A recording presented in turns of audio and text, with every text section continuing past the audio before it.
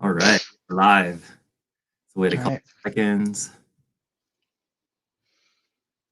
All right, what's up, everyone? Welcome back to the Kimchi TV show. And again, another special guest, Jeffrey Nguyen. And he is a very, very talented man, and I'm super happy to have him on board. So without further ado, Jeffrey Nguyen. Hey, thanks, man. Thanks so much for having me on, man. It's been a while since we even like spoke. We ran into each other just like randomly on the street in Yeah, Vancouver, and that was the last time.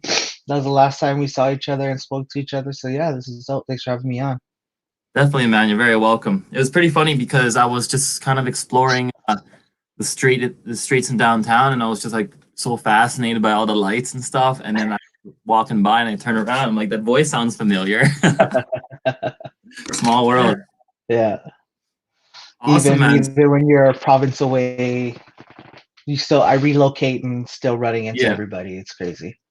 definitely, man. Yeah. And it's crazy because like Jeffrey's always been at it with his gigs in the music industry. Dance music is definitely like his art, and that's something that he's really good at showcasing, which is why I kind of want to share his story with everyone, especially for those who may be pursuing things of similar interests or maybe something that's parallel in terms of like understanding the grind and like just the overall journey and the things that people have to go through and to do the things they always wanted to do. So tell me a little bit about your background and your story, Jeff. How did it all start? What was the light bulb moment? Um, to be honest, I think it was more of a gradual thing. With the dancing, especially, it was just growing up having three older siblings who were into dance itself as well, not necessarily b-boying or popping, but like, they enjoyed like rave music back in the 90s. Rave music was a little bit different, right? So like it was very different. Like listen to like drum, like growing up I listened to like drum and bass, jungle, trance, but like along with hip hop, funk, soul, like traditional Vietnamese music, um like rock music, everything. Like everything was played in my house. And so growing up, my three older siblings were into dance. So like, one of my siblings was like really into like rave, like raving and like but like actually making it cool. Like it wasn't just fist pumping back in the day, like it was actually like shuffling and stuff like that. And then my second oldest brother was into b-boying, and he actually had a crew with like his classmates and stuff. And then my sister was into just like hip hop choreo and stuff like that. So for me, just dance was always like a natural thing. Like I was around it growing up, and then I started b-boying when I was probably about, I'd say about 11 or 12. And I made my own little crew with like my peers, but it was just a bunch of young kids like goofing off and just Right. dancing and trying to show off at in grade 6 and grade 7. Like what else are you supposed to do? So Yeah. we did that, and then I changed schools. And the group that I was dancing with, we just stopped talking just because I changed schools. And that's It's always like actually, that. yeah. And then essentially I ended up getting into popping. um, Right. and then I started, uh, and because of like my like the group of friends that I had, like who I considered like my best friends at the time, they ended up actually getting into some pretty bad stuff, and Uh, they were actually peer pressuring me into like following their footsteps and being like, well, if you don't do this, then like you can't hang, you're not cool, blah blah blah blah blah. And it got to the point where I was just like, I don't want to be affiliated with this. At being 13, 14, having peers who were um like dealing with drugs, whether it was using or some sort of like selling or whatever, I was like, no, like this isn't for me. Like if I'm gonna risk my well-being just to be cool, I was like, I'm good. So I actually turned to dance. and I was a loner for like when I moved to my new school. Uh, I wasn't necessarily a loner, but like I didn't have anybody who had the same hobbies as me anymore. Like no one was into dancing and stuff like that. So I was dancing by myself, and I eventually started going to recreational center, the stadium Oh yeah. before, yeah, Commonwealth Stadium, Oh yeah. and I would just practice by myself. I went out, bought a little $30 speaker, and just plugged in my iPod and just started dancing in the yoga studio when it was free. I was just like, Yeah. pay your admission, go in, do your thing, and I just went at it. Just I didn't know what I was doing really. I would find tutorials online and just just dance really, just do whatever I wanted Right. to do. Right. But the light bulb moment for me really was when I met Sean Arceta, aka Mm, Pharush, mm, because he had already been b-boying for a couple years, I think, at that time, and it was funny though because me and him practiced in the same room for probably a month, maybe 2 months, and never said a word. just a part. Yeah, like we'd be like, "Who's this guy?" And I'd be over here and I'd be popping, and then he'd be over here like, "Who's this big Asian guy?" Like popping, like it was just kind of like there was an unspoken mutual respect for each other, Yeah. just because we both saw that we were both working on our craft and working on ourselves. And then one day I broke the ice and I was like, you know what? Like I'm actually gonna go work out. So I offered him my stereo. I was like, hey, if you're gonna be here for a while, like you can use my stereo, and then if I'm not back by the time you're done, just leave it behind the counter and I'll come grab it.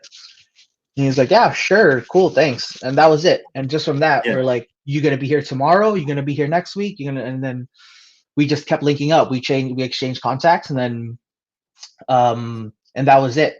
And then and then this is in high school now. So grade 9 was when I was dancing by myself. Grade Right. 10, and then I met him in grade 11. Or no, I met him grade 10, grade 11, and then people heard that there were these two guys who were practicing like b-boying and popping, Right. and so all of a sudden there's people showing up asking us to teach them. So it's Yeah. like no, we're not teachers, like we're learning ourselves. If you want to learn with us, we'll show you what we know, and then we can go from there. And then that's what it was. And then from that, we started getting people asking us, hey, would you like to perform at Heritage Days, or would you like to perform at this fundraiser? We're like, we don't know anything about like making a show or creating a show or choreographing. But we did it. We said yeah, and we just thought it'd be fun. And that was essentially the birth of United One. It started off with like 6 guys, and then Right. yeah, that was definitely the light bulb moment. And it was just like, man, like doing a show was like so fun. I've been performing all my life. Like I said, like with my siblings being dancers, we also like sing. I grew up playing instruments, so it was like my family was very musical. So I did Mm. school talent shows since I was in kindergarten, and so I was like growing up singing like Backstreet Boys on stage, or like NSYNC. I'm kind of putting Wow. myself out there. Not a lot of people know that, but like Boys to Men, all that stuff. Like Mm. I grew up doing shows. I grew up performing, and so it wasn't new to me, but it was new to me doing it like strictly dancing as a b-boy, as a popper. It was very different to connect with a crowd through the movement of my body, through the movement of dance. And so it was really cool. Definitely. And I really like how you were in that environment to begin with, and it was always musical. But for those who don't have those kind of things, but they still pursue it, what kind of what kind of advice would you give that person who that's not necessarily is in that kind of environment, but they're still pushing and doing their dance? Because it's kind of like how you were the only dancer in your school, right? So Oh, so like yeah, so for somebody who isn't in that environment or who didn't grow up like that, the what I've learned is you really just have to like dive into it. You're not gonna learn you're not gonna learn how to swim by standing on the sideline, by being out of the pool. You know, you do got to get your feet wet because that was the thing. The guys who ended up being in United One were people who weren't around dance, who weren't in that environment, who didn't grow up the same way I did. And so it was just a matter of putting in the time and the dedication and like committing to practices. And that was it. Because if you don't, it's like anything. It's like learning any art. It's like learning any like it's applying the knowledge. Well, it's first learning it and then applying it. It's just Yes, that type of mindset. If you the amount of effort that you're going to put into your art and the amount of effort that you're going to put into your craft, you will definitely see the results. definitely. So if you're trying to learn how to dance, then the best thing I would say is to go take classes. Mm. Look up your if you have favorite dancers, watch them. And I know this is a bit of a not controversial, but there's definitely two sides to it. Like growing up, like when I first started popping, I bit this one dancer. Like move for move, step for step, style for style. I bit hard. And that was my foundation though. But That's that was right. my Yeah. foundation. Yeah. And then I eventually got called out and we're like people were like, yo, no, you look like this guy. And they were just like they knew, like instantly. People who knew poppers, they were just like, this is it's the same thing, bro. And I was just like, yeah, like I've only been doing it for a year and I didn't have any teachers. I all my dancing essentially was self-taught. And so yeah, it was like I learned my foundation through biting, through copying another dancer. And then after being called out, it was like, okay, now I have to develop my own style, you Mm. know, because I did watch dancers that I enjoyed in the style and I appreciated it and I admired it. But then now that I had somewhat of a foundation down, I could do my own thing and develop and like Brand. create my own path at this Mm. point. And so I was like, it's funny because I told this story to um another b-boy, Truth. You know Truth from Yeah. DGC? Yeah. Yeah. And I told him this story and he goes, bro, honestly, if you're in the game and you're hungry, if you don't bite, you're gonna starve, and then you don't make it anywhere, Mm. right? So I Mm. was like, damn, that's such a good way to look at it because before I was so ashamed of telling people that I bit. You know, Mm. the people who knew that I bit, they were the only people that I knew. But you have to start somewhere.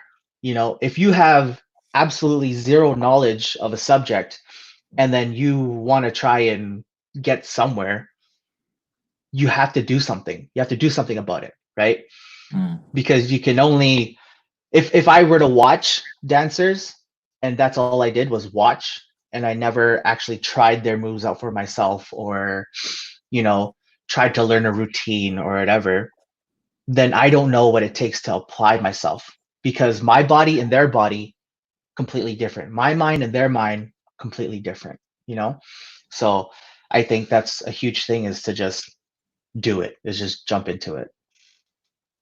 Awesome, man. And that's definitely the truth. Yeah.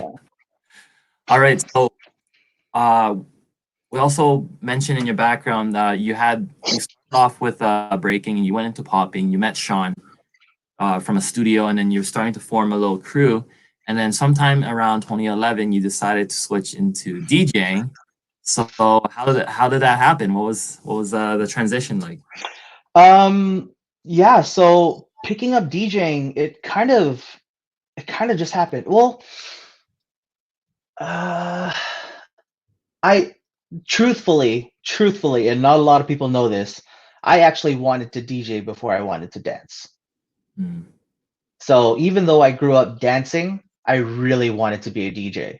And it was because of watching movies and music videos. I wanted to be the guy who like got the party rocking. I wanted to be that dude who would be like, "Yeah, everybody, like put your hands in the air." Like, and just stuff like that. Yeah. That really made me like, man, I want to be that dude who gets everybody moving. Mm. But growing up the way I did, like my family, we grew up pretty poor. Like my mom was a single mom of 4 kids. So I was like, I didn't want to bother her with like, hey mom, you want to buy me a whole DJ setup when I was like 9 years old? Like, no, like, so I knew, and I was just like, you know what? Like, what can I do with music that's free? So it was dance. But switching over, it was an easy transition, I would say. Um, Mainly thanks to Creeasian, Matthew Wood, Mm. because at the time, both myself and Pharush were already dancing with Cree, with Rhythm Speaks. So we were doing the Edmonton International Street Performers Festivals. We would go on tour for like a month out of the year, maybe 2 months out of the year, every year for 10 years. Wow. So I was already, yeah. So for me, at the age of 16, my summer consisted of dancing in the street for money. That was my summer. Oh That yeah. was my summer job, you know? And um, then one day, one of my family friends was like, hey, like, I remember like you wanting to DJ when you were younger. Do you still want to do it? And I'm like, yeah, I'd like to learn.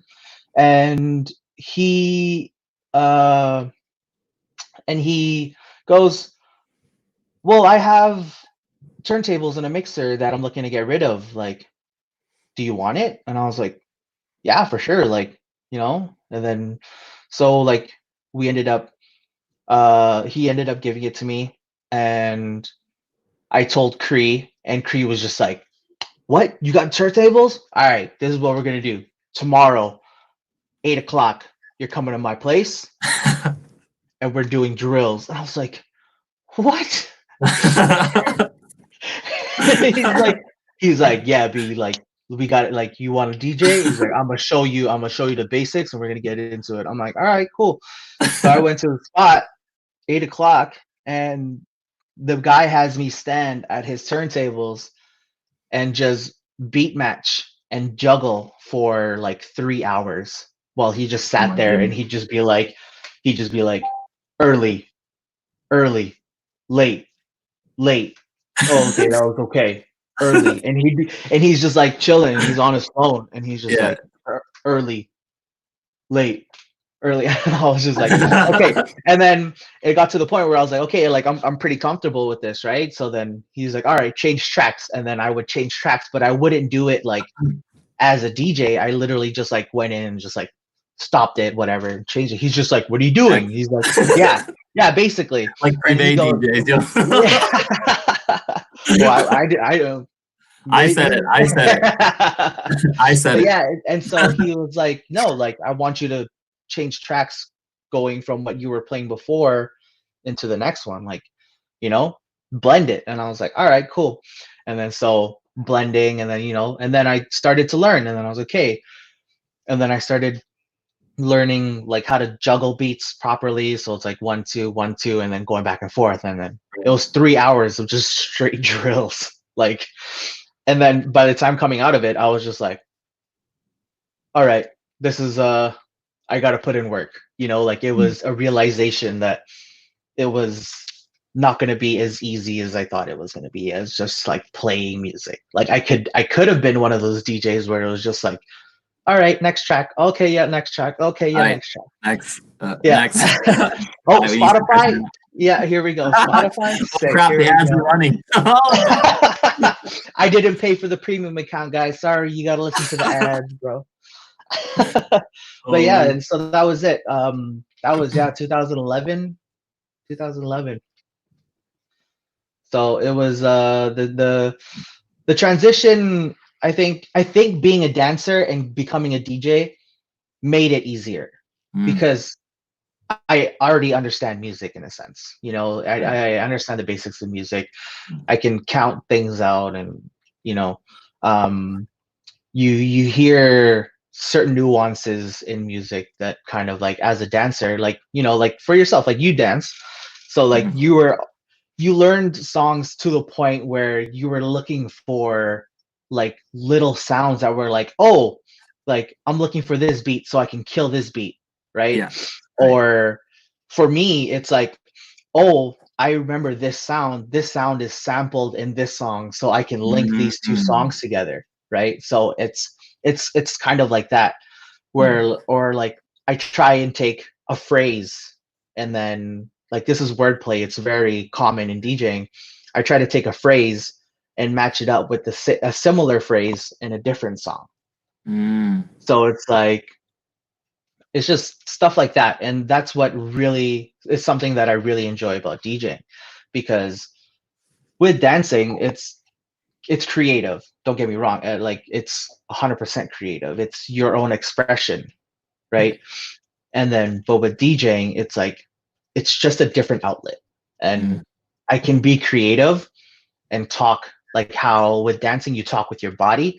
With DJing, I can talk with my hands, and it's just like, ah, I see. so So I love it. would you say DJing would be like the body of water, and then dancing would be like the vehicle? Yeah, yeah. That no, that's Mm, that's a great analogy. Yeah, that would 100% be a very accurate description of it. mm. Okay, awesome. So starting from like having that dance environment and you having that music background with the family, moving up to dancing and now to DJing, what decided you to be like, okay, well, let's start entering DJ competitions? To be honest, entering the DJ competition, um, it happened really randomly. So the one that I entered, my first DJ competition, I entered 6 months after me touching turntables for the first No time. way. 6 months, yeah. And the reason why I entered was Creeasian, for the 3 years prior, 3 years consecutively, he had won that competition. Wow. And he was actually told that he's not allowed to enter anymore. So he goes, Jeffrey, you enter this competition Mm, and like just do what you do. And I was like, okay. So with this competition, there was over 50 entrants who were like ready to battle. And so yeah. the way that it worked was that it was actually a 6 month engagement. So they would have four DJs. So it was like tournament bracket. Ah, So it's like 1 week was four DJs, next week another four DJs, week after another four DJs, and they just kept going until they went through all 50, and then they went top 16, and then top eight, top four, and then finals were supposed to be two DJs, but they ended up having a wild card, who was me. huh. And yeah, and even then it was just I was playing music that, at the time, being in 2011, not a lot of people, especially in Edmonton, were not keen to. It was what is considered as future bass or lo-fi, um, or like, it was playing songs that were like heavily sampled, or that were like heavy samples of like R&B music, New Jack Swing, soul, funk, anything. Almost like I don't know if you know the artists like Kate or Yeah. like La Kim, Esta, Zacomo, like these guys, they make remixes of other songs, just done in a completely new way. So it's like something that you hear and you're like, oh, hey, like this is Drake or whatever, but Right. it's done in a completely different fashion. And it's just like, it was just, to me, I was like, this is so cool, because I was finding songs like, I was finding Aaliyah songs, Nas, um, like old school like Latin music from like Carlos Santana, like Oye Como Va. I was finding like just everything you could possibly think of. I was finding it being done in a brand new way, and people were Wow. like I'd hear it and I'd lose my mind. I was like, whoa, like literally like get goosebumps, and I was like, I Right. gotta play this for people. I want to show people this. And so yeah, I ended up getting into the finals with two other DJs as a wild card, and uh, I placed third. I was fine with it because that was within my Six first year months. of in six. Well, by the time the finals had hit, it was actually it landed on my 1 year anniversary of Wow. DJing. Pretty But good. yeah, like I placed third amongst 50 DJs. The guy who won had been at the time he'd already been DJing for like 10, 13 years or something.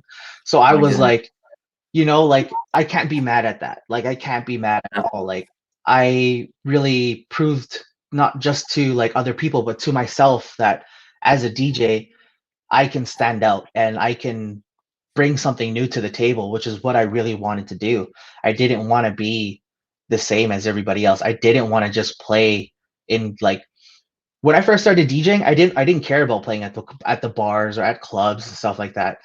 And to be honest, I still don't care about playing those venues. For me, it's about playing the music that I want to play. Mm. So that was kind of like that's always been and it will be the first and foremost thing that like I make sure people know about my music. When people want to hire me for events, when people want to like if I have to play your wedding, then it's like I'm not going to be like, well, what do you want to hear? And then they go country music and only country music. I'll be like, no, you're going to have to find somebody else. I will gladly take the loss on an event than sell out, Right. right? Because country music isn't my sound. So it's No. like, why would I, like, yeah, I can make good coin, but I don't want to be playing music that I don't find enjoyment in. And that's Mm. not saying that like I'm talking down to anybody that plays country music or is that type of DJ. It's just not my style. So I wouldn't want to be stepping on like into anybody else's territory where I don't belong because I know I don't. I don't play that. I don't know it. But if somebody goes, yeah, like I would like to hear some country music, but you can do your own thing. It's just like, like we have my mom, my dad, my grandma or whatever, they're old school. So I'll be like, okay, that's respectable. You know, then I'll take my time and I'll do my research and I'll be like, okay, well, like can you give me 5 artists that your parents enjoy? And then they'll give it to me and then I'll go, all right, cool. And then I do my research. I'll be like, who's related to these? Who are these artists that have Right. worked with them?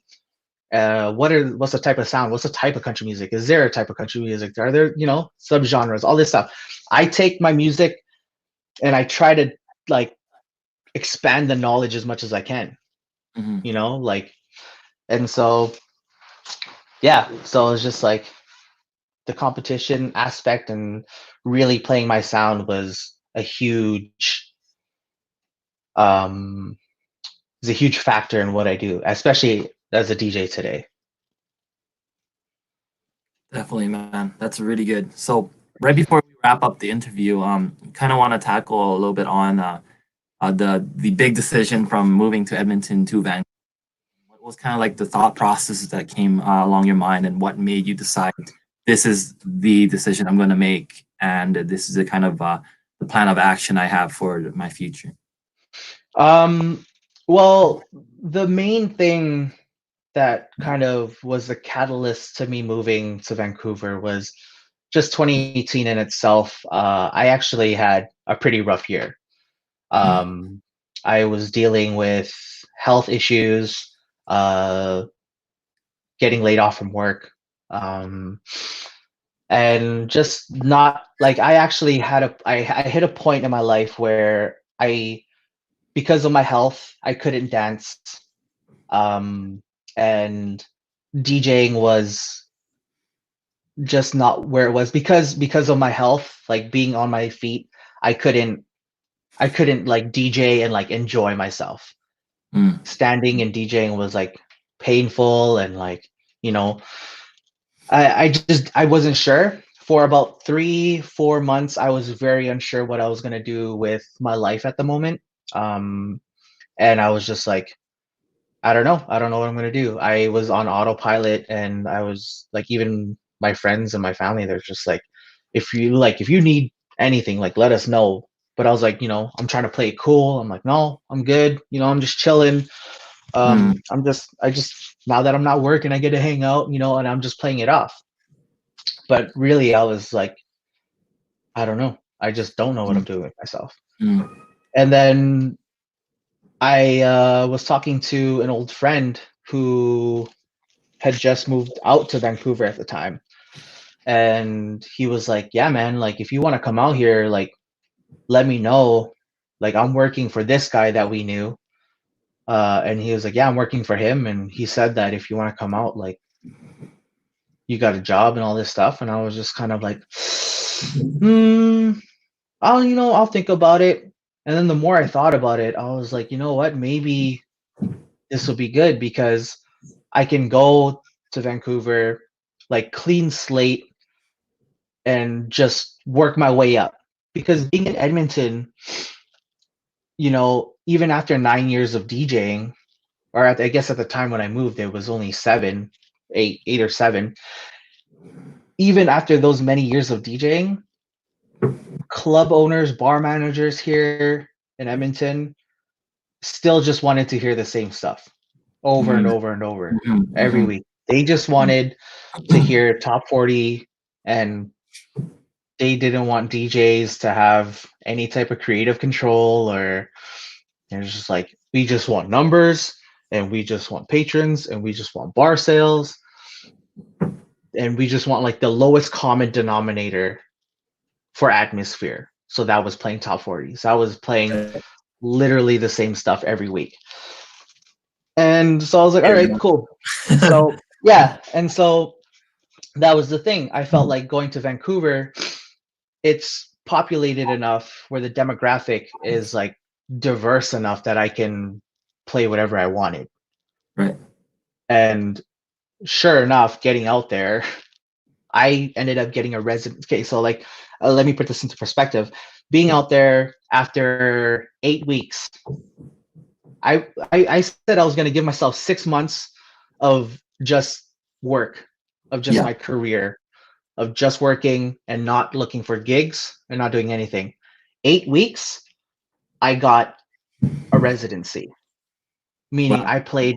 I got asked to play at a place, and I was there every week. Wednesday was Wow. my day, and I had full creative control over what I played. Wow. My boss, I still play there. This is after 8 weeks of moving. It's been almost 2 years for me now. Every week, my boss is still just like, yeah, man, like go ahead, do your thing. Like he doesn't ask me to do anything crazy. He's not like, he doesn't ask me to play music I don't want to play. And again, let me like again, I want to put this into perspective. It took me 5 years here in Edmonton to get a residency. Wow. 5 years, because the way that I approach it is like, if you want me to play here, then you have to let me play my music.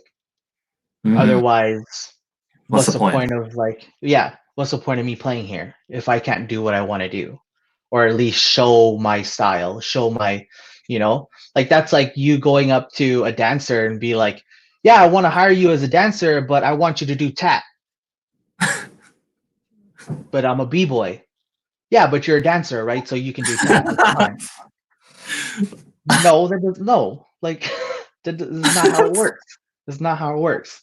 Right. And so that was the thing. And to be honest, I didn't have a plan going out there. Right. I did not have an actual Wing it. plan. I from the decision of me making to move out to Vancouver and to me moving there, it was 6 weeks. Wow. Yeah. He, Like when I made the decision, within 3 hours, I had a job lined up for me and I had a place to stay. And then I was like, okay, now I just gotta tie up loose ends. And really, I would have moved out. I would have moved out there sooner than 6 weeks, but I was hired for events that I wanted to finish and make sure that I did, and then I moved out there. right. And then yeah, and then I got out there, and I was just like, all right, well, time to work. And then after about 6 months, um, I linked up with Wreckage, Kofi. Yeah, you know Kofi. Yeah, Yeah. so I linked up with Wreckage because he was out there for a few years already, and we just decided to like get together and start organizing events. And then now we have a little thing we call ourselves a playground gang because like we're Mhm. playing with music, right? Um, so we started organizing events that like each of our parties focus on a different type of music. So it was like we have a future like future wave, future vibes party. That we have what we call Motherland Party, which is focused on like Afro house, dance hall, reggae, soca, like Latin ballet music, like everything. So like stuff that's like not necessarily North American in origin, but still like dance music. It's still party music. And then um, we have a couple other parties that we have under wraps right now, but we throw parties that focus on music that you wouldn't normally hear at like big room clubs, but it's Right. still a party vibe. And so that's what we really want to focus on. And then yeah, so it got to the point where it's just like I was doing New Year's Eve parties. I was doing radio shows. I got radio interviews. Like Wow. the speed that things moved out there were like insane because my work ethic didn't change from Edmonton to Vancouver. My work ethic was the same. It's just the Mm. appreciation for the arts and for DJing and for being original and standing out as an individual. It's the appreciation is much higher out there, you Definitely. know? Whereas here, it's like you make it if you blend in.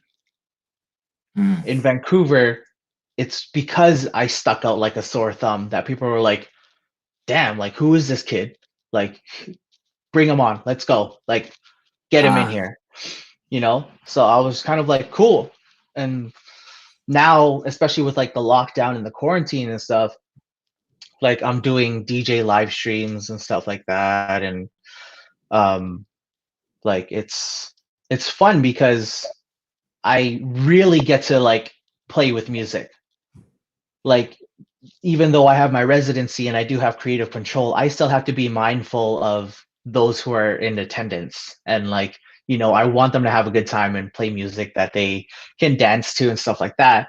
Whereas if I play on my live stream, I can play like really chill, lounge, like super, like just mellow music and take the journey in a different direction. And then if I want to swing it back to like a party vibe, then I can. But yeah. Yeah. yeah, Sick, man. That's sick. So, having met up with the wreckage and doing a lot of these groups and just kind of uh, just doing your own little thing that's parallels what you're doing, and overall just maintaining that work ethic. What's the next step? What's the ideas? to be honest, along with my dancing and my DJing, well, dancing, I tell everybody that I'm semi-retired at this point. Right, um, right, just right. because moving out there, like I don't have my crew anymore. Mm. I am by myself. I do like I still dance like on my own. I do, in my house. I'm like training and stuff like that, but it's Robson. not as hard anymore.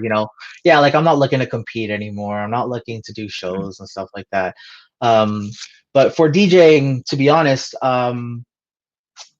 like I wanted to play like big festivals. Like I wanted to Mm. play like, because of the music that I play, I feel like I could fit in at like festivals like Shambhala or like Astral or whatever. But now I'm thinking about it and I'm like, to be honest, like, I'm happy doing what I'm doing. If I can throw more parties and like really get popping and like then that would be really cool for me. Like that's what I would Yeah. really enjoy, Yeah. is throwing and DJing at parties and stuff like that. But at the same time, like I love to cook. So really Oh, you make some before good food, man. thanks, man. So yeah, Yeah. like and that was the thing was when the new year started, my goal this year was to actually get things going for myself to open up a business, to open up Wow. an establishment for food, whether it was a food truck Wow. or like a cafe or something like that. So that Right. was the plan for me originally when when this year started. But with the lockdown, I'm just kind of like, well, I can't really do much. I'm not working, like so now I'm like streaming, and I've actually invested a little bit into my streaming now, and I'm like, Wow. maybe I can do something with this. Like for the time being, I started learning how to like video edit, and like I'm learning like like programs to edit my own videos, and I'm taking this time to intake as much knowledge that essentially I can benefit from in the future, Yeah. right? So if I if I do DJ stuff, and then let's say I record footage from my shows and then all this stuff, then I can go home, edit it, put on my own trailer. Boom, that's promo for me. And it didn't really cost me anything because I did it myself. It's just Yeah. it didn't take any time, or it just took time. It didn't, I didn't have to pay out of my pocket to make my own footage. So it's like, but really the next steps, it all depends when this lockdown thing Right. is done. But right now the plan is to just keep gaining knowledge and just keep continuing with the music thing. I've actually started to look into producing music as well. Mm, So mm. maybe I'll take it a little step further and continue to play with music, but in another aspect, in another channel as well. So Wow. yeah. I'm super, super excited to follow you on your journey. So for those who want to check him out and follow his process and his overall journey, then definitely we'll put his Instagram handle in the comments section, or you can hit up. What's your handle? Yeah, so Instagram is Big Papa Pump Yeah. Wizards. So WZRDZ, that's my DJ crew. You can check me out on Twitch. I'm live 2, 3 times a week usually at Big Papa Pump, but Big is spelled with 2 I's. So BIIGPOPPAPUMP. Yeah, I have a Facebook page as well, DJ Big Papa Pump. And yeah, so I put all of my stuff on that. And yeah, it's Instagram, you'll see a lot of different stuff. It's not just music. I'm a pretty big goofball, so you'll see some pretty random stuff on there, and it's not like a business account, like a lot of people, they have their business account and they're like, yep, very professional, and I'm like, no, Right. I'm a regular dude. I'm a regular dude who just DJs and dances and cooks, right? So like I keep it real on my Instagram. I'm gonna post up the occasional like meme or like ugly photo of me, and I just you can't be too serious with life. You just gotta have Yeah. fun with it. So Those are some very wise words. So thank you so much, Jeffrey. I really appreciate it. Thank you for putting your time oh man. with you, and I No, hope it shares with everyone around the world. So yeah, man. Bless everyone who's watching. Thank you so much, Kim, for having me on, man. This was a lot of fun, especially after knowing you for so long, man. It's been dope to watch you on your journey, dude. Like for real, man. It's dope. thank you. Thank you, Yeah, Jeff. man. All right, All right. everyone. See you guys next time.